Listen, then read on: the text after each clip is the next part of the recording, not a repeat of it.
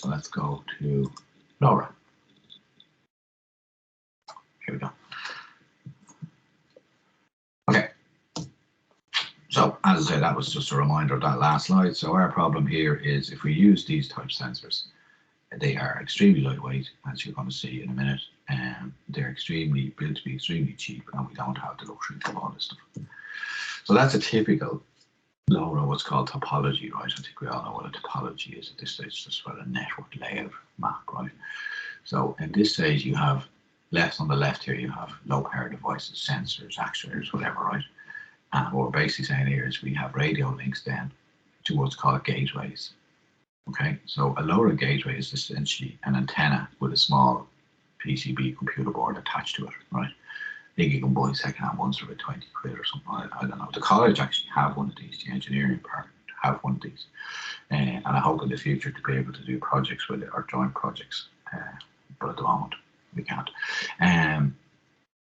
So you need one of these gateways, and one of these gateways essentially are like mains power might be sitting on top of a building or whatever, and you've got radio links out to the LoRa sensor switch. We'll talk about the range there now in a few minutes. And these are mains powered. So this is a standard TCP/IP, Cat5 or whatever link. All right, it could be anything. It could be 4G, it could be anything back to some network server. Okay, so obviously this is your access. It's the cloud, right? So anything you might have sensed, which might be sending up data, blah blah, through the gateway to the cloud. Okay, that's a typical LoRa topology. So what about security on LoRa, right? So if we look at the LoRa stack, so we've got all these standards here, right, for the radio modulate, the radios and the modulation. That's just basically how do you put data onto the radios, right? And we've got MAC stuff, and then we've got the application. I don't see many of these type things here, do we? No. So how the hell do we do security on LoRa when we don't have UDP, we don't have TCP, we don't have TCLS, we don't have DTLS, we have nothing, right? So how do we do that? So if we have a look here, the good news is it does support it, right? So this whole application sits on what's called LoRaWAN protocol, right? And so that's the diagram there, right? So there's our application, and the important part is we have this layer of software, right? Fancy name, but essentially what it's doing is it's providing encryption for us, all right? So again, this is just down at there's our end device, right? There's our PHY LoRa, by the way. That's just a fancy name for the interface with the hardware. Okay, that's all that is, fancy name for that. Okay, so all I'm interested in, all I want you to know is that from end to end, you have this concept of, so if you have an application, you have this extra layer called LoRaWAN, and it's giving you the ability to have your application on your end device talk to some equivalent piece of software that's sitting on your network server, okay? And there, that's a radio link there. This is the gateway, and this, as I say, is our standard stuff, right? So standard stuff, we have our IP stack, that's all standard, right? So standard way Ethernet or something works is you've got the PHY layer, MAC layer, and this is just the standardized, right? Don't worry about that. So that they're all standard stuff. This is the radio link stuff, and then this is the bit that gives you the layer on top that allows the two ends to talk the same language to each other and hopefully have some security. All right, so that's basically what it looks like. Now, let's have a look at some of the things about specifics about LoRa, right? So here's the issue, right? We only can send low amounts of data. Right? If you look at the data rate, right? Look at the data rate. 0.3 kilobytes, 300 bits per second, right? And 50k bits per second. That is tiny, right? That's 50k bits per second is essentially about 5,000 bits per second. 300 bits per second is about 30 bytes per second, right? Now you're used to talking in gigabytes and megabytes and all that. This is tiny, all right? If you want to have a look there, you'll see There's a little bit of extra information in there if you want to have a peep as well. So basically what the whole point of LoRa is, you're sending very low amounts of data, like sensor values, like whatever, right? Very low amounts of data over many kilometers using very little power. And if you read those other articles, you'll see LoRa compared to sigfox in terms of kilometers and all that sort of jazz, right? So really nice solution for that sensor that needs to be whatever attached to the cow or the gate or whatever in your farm, right? Or you name it, right? Something that isn't mains powered and doesn't need to cost a lot of money. If you have a LoRa infrastructure, you can build a nice solution. But you gotta remember low amounts of data and a very low data rate. So you wouldn't want to be sending a lot of data, all right, or relying on a lot of data. So a data rate that low, without reading the next slide, can you tell me what's the security issue? What's one of the fundamental issues when you've got a data rate that low and you've got something that's a software-based product? You can always read the next slide, but if you didn't read the next slide, what do you reckon might be a problem? We sort of have covered it last week, I think. It's a pretty major problem in terms of security. So think about it this way, right? These are all software-based products. Who writes software? You and me. So we make mistakes. So we have bugs. So the issue becomes, how the hell do you update these things if you've got that low a data rate? Okay, which is a real issue. And a lot of the times they don't update them. Okay, they just replace them. So you better make damn sure that your software is right in the first place. And you keep your software as simple as possible, right? So it boils back to all the fundamentals I've been talking to you about for years, right? Keeping your software simple if you want to keep it secure and all that type of jazz. So that's exactly what that's saying, right? So you've got that bandwidth for software updates, very big issue, right? So you end up creating very creative patching mechanisms whereby you might only replace a few bytes rather than the full file. And I've done that. And the problem is it works, but it can be very hard to maintain a solution like that. So, you know, it gets tricky, very tricky, right? So you don't usually get full-blown Linux OSs on these type of devices, right? Because you just, one, they're too expensive, and two, you wouldn't be able to update anything because Linux is based on open source and the files on it change nightly. And so it tends to be very stripped down, minimal functionality software that's on these devices. And again, I'm going to say it again, they're kept very, very simple so that they hopefully don't have a lot of bugs. And if they do have a bug, it's not too bad that you have to replace it, because believe me, it's a nightmare to update these things. And a lot of them don't have update functionality built in, because to do that, you need more memory, and therefore it costs more. Okay. So that's what a typical LoRa device actually looks like. And there's a problem with this, okay? And I don't know if you'll see it, but we'll see it later. So an MCU, that's just a microcontroller unit. So you could say, why don't you call it a CPU? Here's because an MCU is a name given to a cheap CPU, okay? Microcontroller unit. These things are pennies, you know. A UART, that's a fancy name for, do you know, anybody know what a UART is? Any hardware people in the room? If I was speaking to a lot of engineers now, I'd be all excited that we're talking about a UART. Anybody know what a UART is?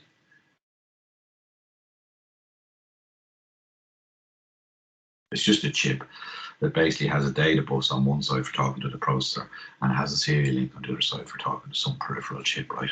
In this case, it's a radio chip that handles the LoRa, right? So you have a processor, you have to connect it somehow.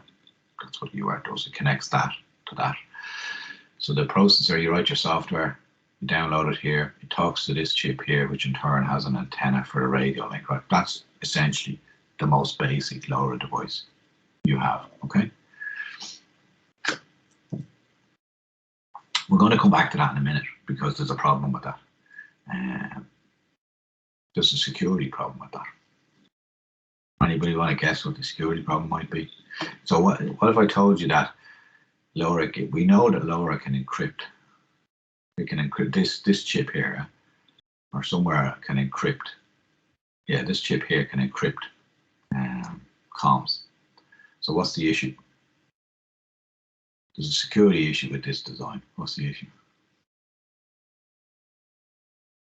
Think about it. I'll leave it with you and we'll come back to it. Okay, so I said we could do security on this. Right? How do we do security on this? And guess what? We can actually, not only can we do security, we can do CIA. So it looks like we can't do our standard stuff, but maybe we can do we can do CIA in some shape or form. So we'll have a look at that. There's two ways it works. It's got over-the-air activation. We'll have a look at what the hell that is in a minute ago. And activation by personalization. Right? There's two ways we can set up one of these. So in other words, if you buy one of these and you want to use it, and you want to set them up for security, and there's two ways you can actually set them up where you can use security. And like without being, do you reckon this thing supports RSA?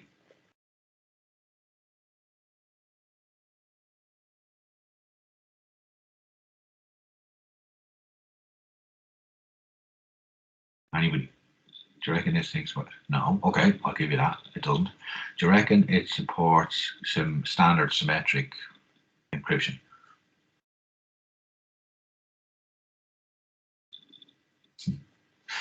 So some of you have already read the next few pages anyway. Well, the good news is it does, okay? Because believe it or not, the standard, the likes of AES, they're not too heavy in terms of the software in order to implement the algorithm, right? So it does actually support AES and it relies on that. But the problem is we've just said it doesn't support RSA, so it doesn't support asymmetric encryption. So what do you reckon the problem is? Now that you're all genii. It supports symmetric and it's going to use symmetric, but it doesn't support asymmetric. So what's going to be the problem? We know what the problem is going to be. What is it? Before I even tell you. Yeah, exactly. How are we going to sort the keys out for this, right? And that's an issue. Anyway, let's have a chat about it, right? So each device is shipped with minimum a 128-bit AES key. All right. So we've done AES encryption. We've done 256 stuff, which is 32 bytes. We've done well, you could have done 128. That's just 16 bytes, right? So it's pretty good encryption. But the issue is that each device has an AES key and it has a unique AES key. So now you're immediately into the fact that if I want to talk to a device, I need to know what key is in it. So typically I'd need to know what's its unique ID. That's fair enough. That should be easy enough.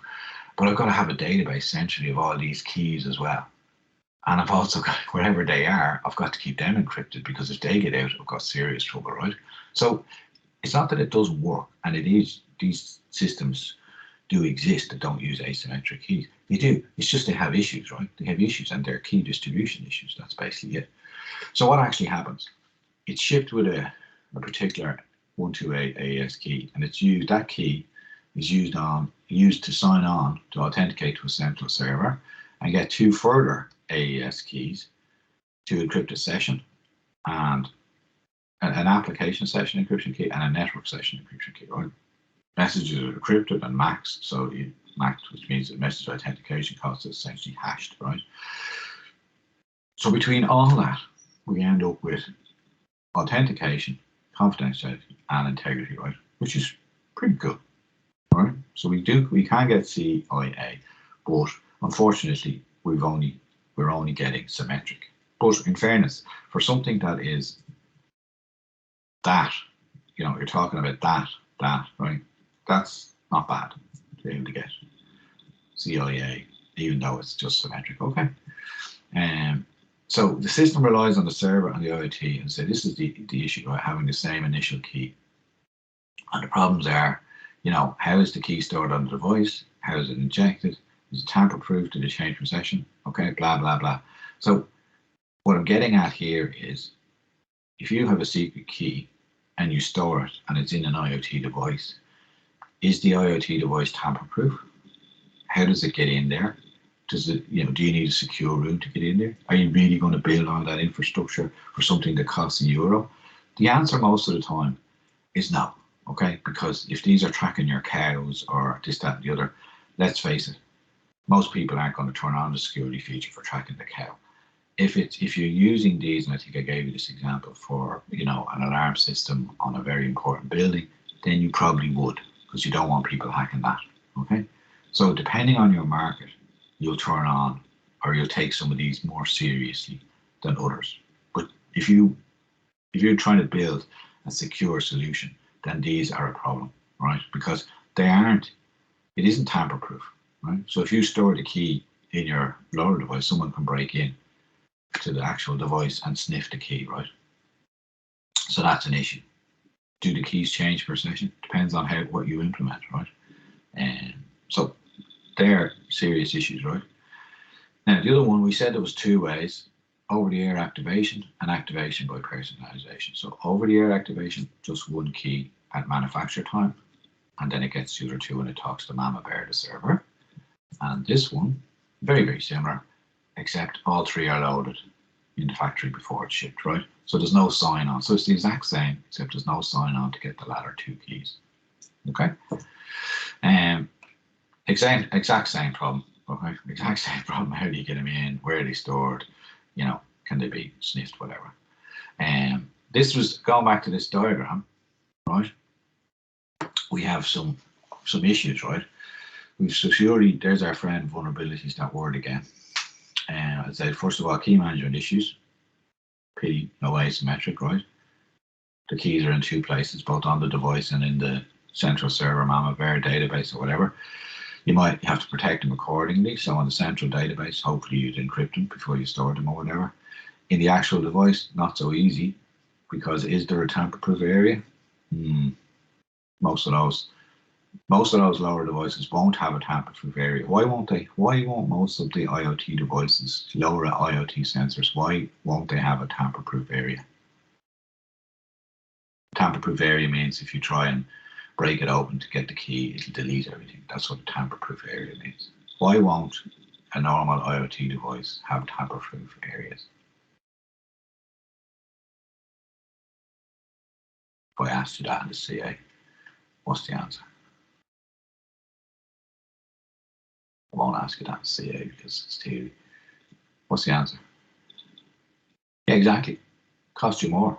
You can do it, right? And as we'll see with sigfox, there are sigfox ones you can get and they're tamper-proof, but guess what? They cost more money, all right? And then on the server, you might store all your keys in HSMs, right? So it depends on, you know, what the actual target market is for your device as to how much you can afford to spend on it, all right? There's absolutely no point in creating a solution that's €10 per IoT device and you can only sell it for $2.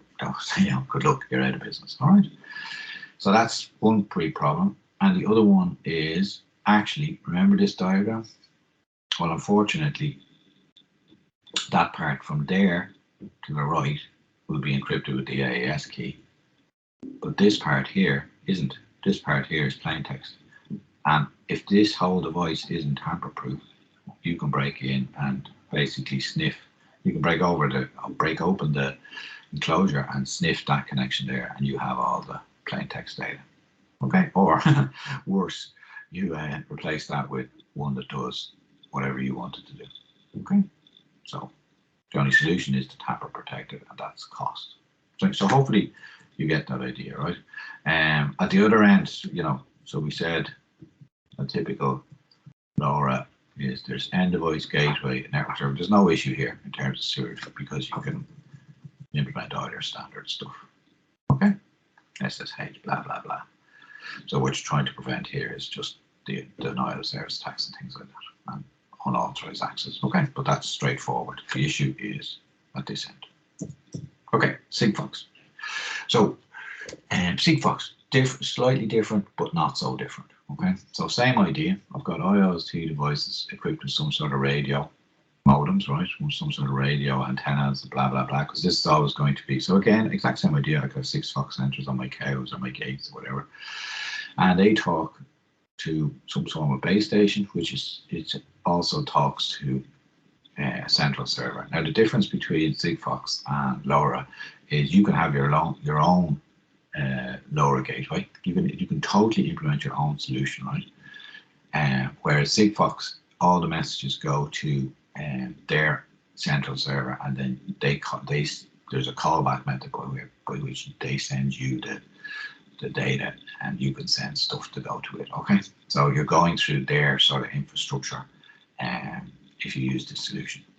Look at the data rate again. Data rate 100 or 600, that's only 60 bytes. 60 bytes, that's tiny, right? 600 bits per second is 60 bytes, which is nothing. Okay, roughly. Okay, so same idea, relies on an embedded symmetric key. Okay, so there's no asymmetric because it's you don't have the computing power, you don't have the memory space, it costs too much. What are we using the symmetric key? Integrity, right? So some sort of message authentication code or a hash, another word for a hash, right? Message authentication code. You can authenticate the IoT device. And you can, so exact same idea, right? We've got CI and A, confidentiality, integrity, authentication. Okay. So I'm not going to give you loads of, if you want to learn more about it, have a peep in here. All I need you to remember is the same idea. It's asymmetric, it's not asymmetric, and you get CIA. Okay. However, they have pushed the boat out in terms of this. They have devices that they call sigfox ready devices, which have tamper resistant. Okay. And they also use TPM, which is Trusted Platform Module, which we talked about briefly in second year for Hadge in second year. Essentially, that's a tamper-proof area in the solution whereby you store all your keys. Okay, very nice. Oh, sorry, apologies. Muppet. That's the gateways. All right, I was wondering. And the gateways use the TPM, right? And that's standard stuff. So this all is pretty good. Their gateways use TPMs, which is that's top of the range for security. Gated server, no issue. So again, just the issue is on the IoT devices, and very, very similar. The exact same issues that you have with LoRa. Okay, the exact same issues. How do you get the keys in, and where are they stored when they're in there? Is it tamper-proof? Well, the good news is they do have a tamper-proof option. All right, and have a peek there, you'll see it. And what they do is they have 3 levels of devices, and you know, really whoopie-doo. This one is the most expensive, then this one, then this one. So if you want it cheap and cheerful, the security credentials are stored in the raw, nothing encrypted, right, on the device. That's not so good for security. High level, the security credentials are stored in a software-based protected environment. So in other words, it would have some, how would you do that? You might, you know, create, what you do is you'd have a secret algorithm, which is bad news, yeah? Probably based on something that's based on the, you know, the ID of the device or something that creates a key from that, and it stores it in a software-based protected area. In other words, it just encrypts the stuff locally, but the encryption is fairly shit. And then the high level is it's in a tamper-proof secure element. Okay, so if you want to have a secure solution, you go with sigfox, very high level, sigfox ready, whatever they call it, device, right? But that will cost more than that, which will cost more than that. So that's the which you use depends on the market. So which maybe you don't do it for the cows, maybe you do it if it's a very important alarm system for a house. Okay, because there's a cost associated, and that's essentially it. So in summary, between these two, low cost, low power, even though we have devices, we don't have mains, right? We don't have a lot of ability to update all that jazz. We can still attain this. Okay, so we can still attain CIA in these devices. Okay, they're not our wonderful TLS, HTTPS, but at least they're a reasonable standard in that we're still using the standard AES symmetric stuff, and we're still using tamper-proof ideas, all that type of jazz. So it's still using a standard, but unfortunately we can't do the full-blown DTLS and TLS. All right. So that was sigfox and LoRa. And if we go on to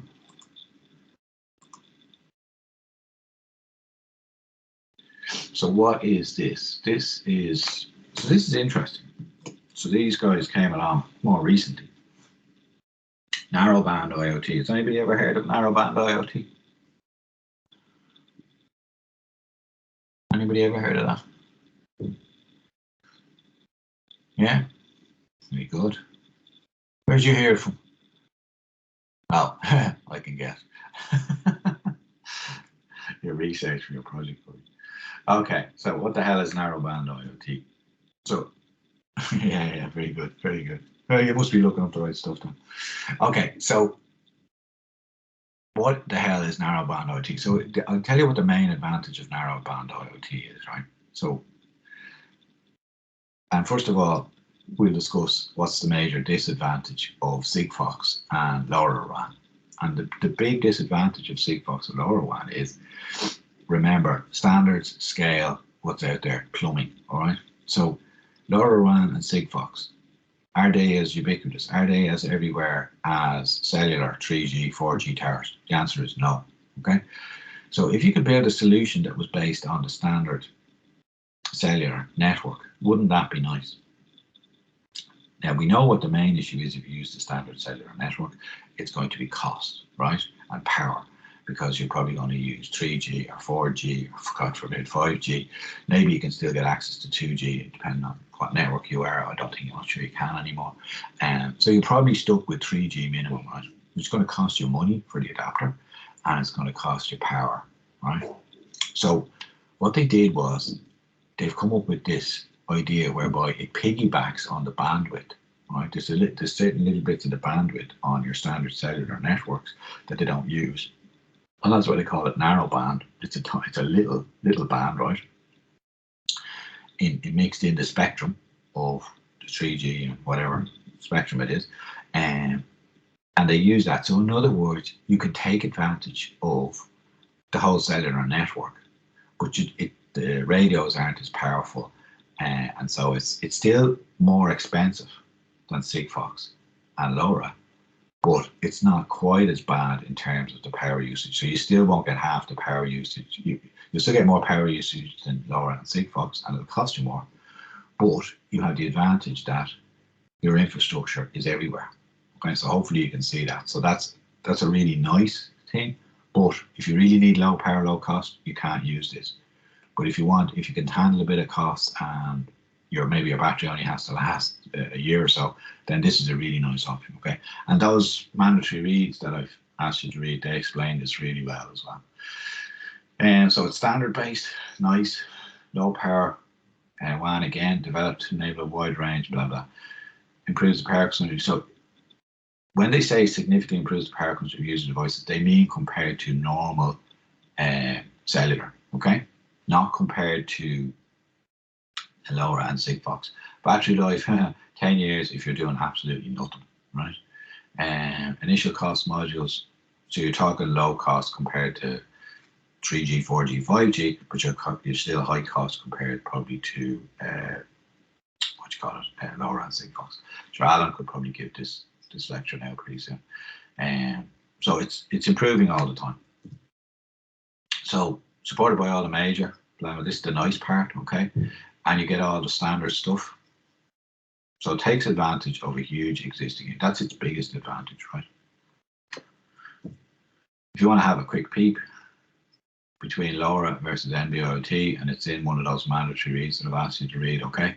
If you go into it, I'll show you.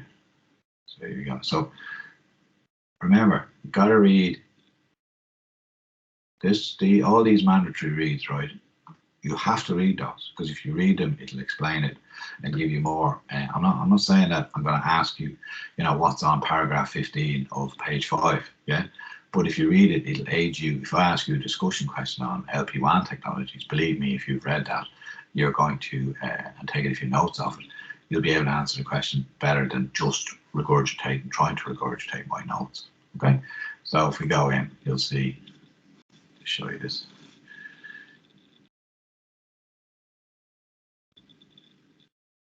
Okay, so yeah, go down, explains those. There's that diagram, okay?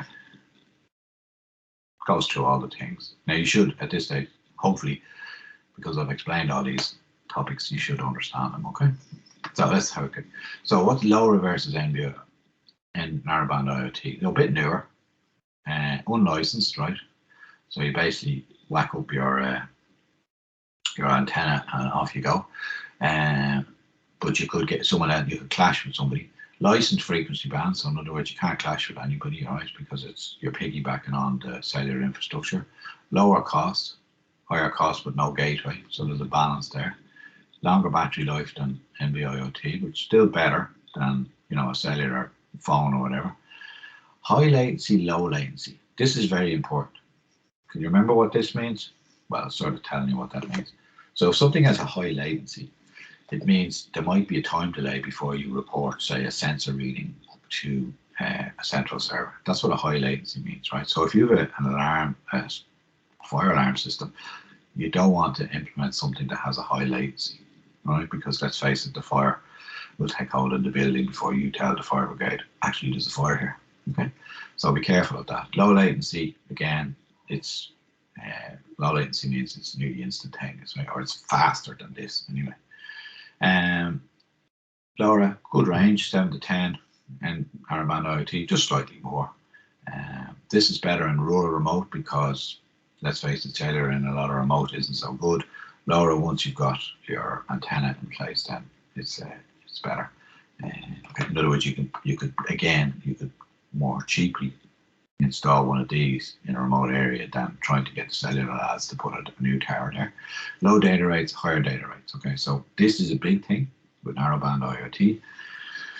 If you want to be able to update your device, or if you need to be transferring a lot of data, then, like for instance, if you were sending pictures or images or whatever, then you would go with narrowband IoT, whereas this one, as we know, is tiny. Okay, it's just an example of the comparison. So what I'm trying to get across to you is, between this and reading those articles, you would need to be able to carry out a logical conversation as to, if you look back at past papers, you might find questions like, what type would I use, solution would I use for a given target market, right? Would I use, which is better? Compare narrowband IoT with LoRa and sigfox over latency, cost, power usage, headaches, right? Things like that. And just some actual specifics, right? So 3 and Vodafone. I didn't bother to look up Aircom or whatever you call them, Meter or whatever you call them now. Air, sorry. 3 and Vodafone, right? Vodafone since 2016. They launched. So they did the first one in Spain, 16, in Ireland, 2017. And there's an article about 3, and that's actually very recent. What they're doing as well, have a look at that. And in 2018, there was nearly 1 million already connected devices, just IoT devices, right? And by 2025, they reckon 2.5, and an additional 6 million. Look on. So already they're predicting that the LP-WAN stuff, right, which is our nbiot, our sigfox, and our LoRa, already they're basically saying that that's going to outstrip standard IoT devices, okay? Because it's going to be sensors everywhere. That's basically what they're saying there. Okay, so that's nbiot, just to give you an idea, and have a read about it as well. But there are essentially 3, sigfox, LoRa, and nbiot, and you need to be able to compare those in terms of, as I said, things like latency, cost, power usage, what you would use for distance, blah, blah, data rates, things like that, okay? Blockchain. This is very brief. Has anybody done blockchain with you over the years? I can't remember it. Oh, I did in second year. Yeah, I can't remember what I did. Okay, well then this is easy. Yeah, because it's the same stuff. Right, it's easy. Okay, well last year this then.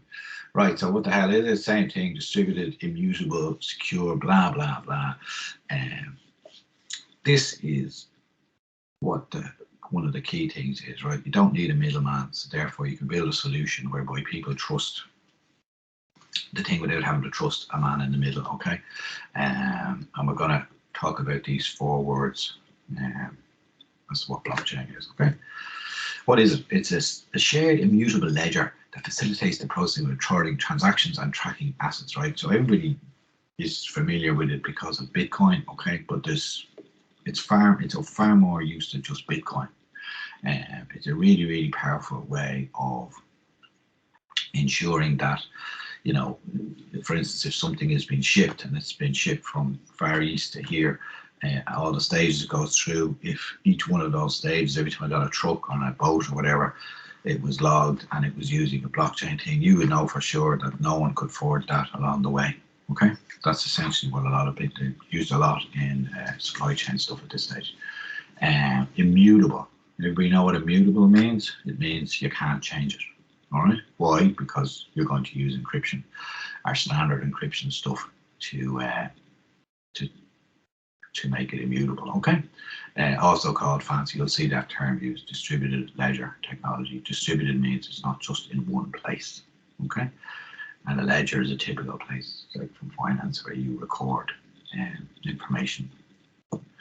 Okay, here's the exact meanings. Distributed shared copies, not all on one computer. So if Mama goes down and blows up, the factory gets burnt down, whatever, it's not on one computer. The information is shared around. It's fine. Immutable means you can't change it once it's in there.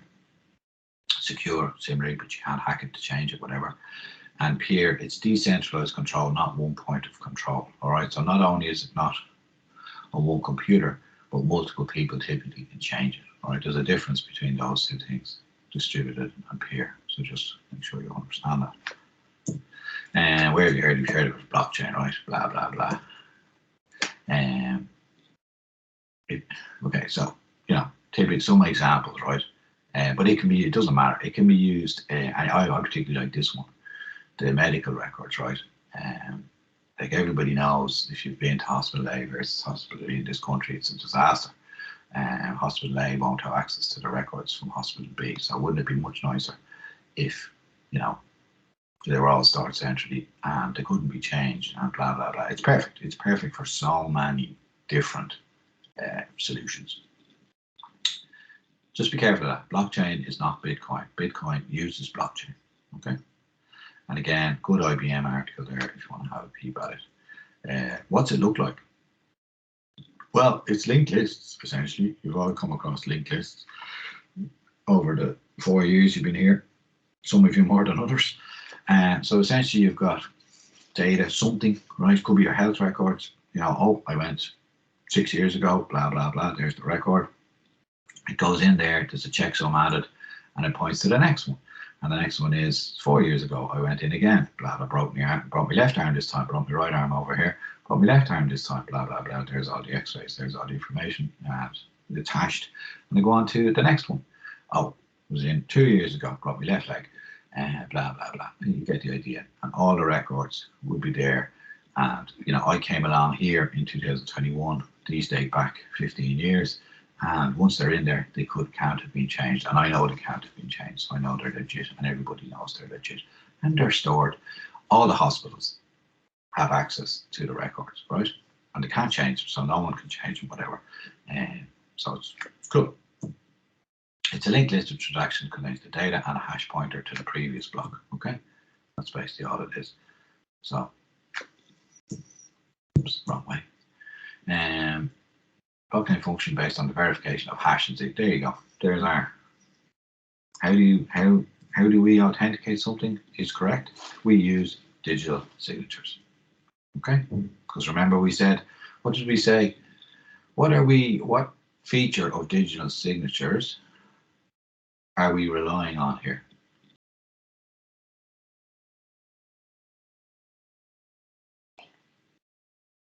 There's a couple.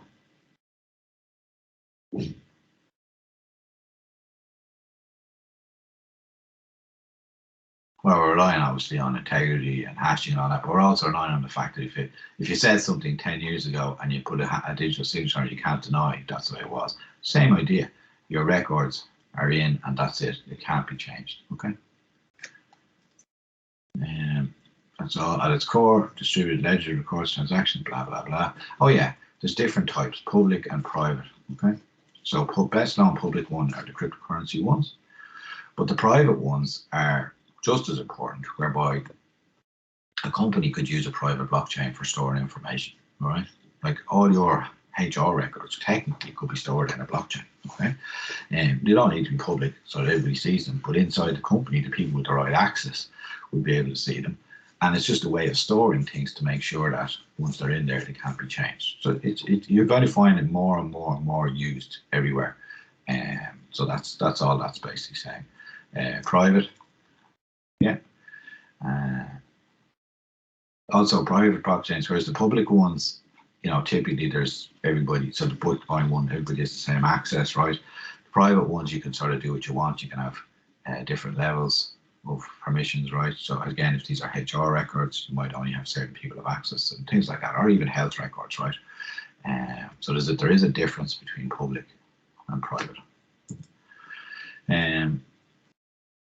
How can it help IoT? Well, as I say, it's obvious, yeah. Security, remove risk of single server breach called a network failure, because remember we said there's redundancy, it's stored in more than one place. All data is checked and trusted, and you don't need middlemen servers, right? If everything is just, you don't need a person to provide the service. Once you use the technology and you trust the technology, then anybody can put data into it, and it is guaranteed that once it's in there, it can't be changed. Okay, so think about it. You use IoT devices, sensors, scanners in, as I say, supply chain, stuff being scanned all the time and being put in. So you see, and there's a good example here. This one here, and they use it for supply chain stuff. Okay, but there's loads of examples. So you can look up examples on the web. There's absolutely loads of examples. Okay, so again, I did this mainly with a lot of you. Of course, there's some of you who haven't done this before, so maybe you want to have a closer read of it. But essentially, just what's important is those 4 words, have been able to understand the basics of it, and what the hell what it looks like in terms of how it roughly is stored, and the difference between a public and a private. They're probably the main things. Okay, and I think that was so there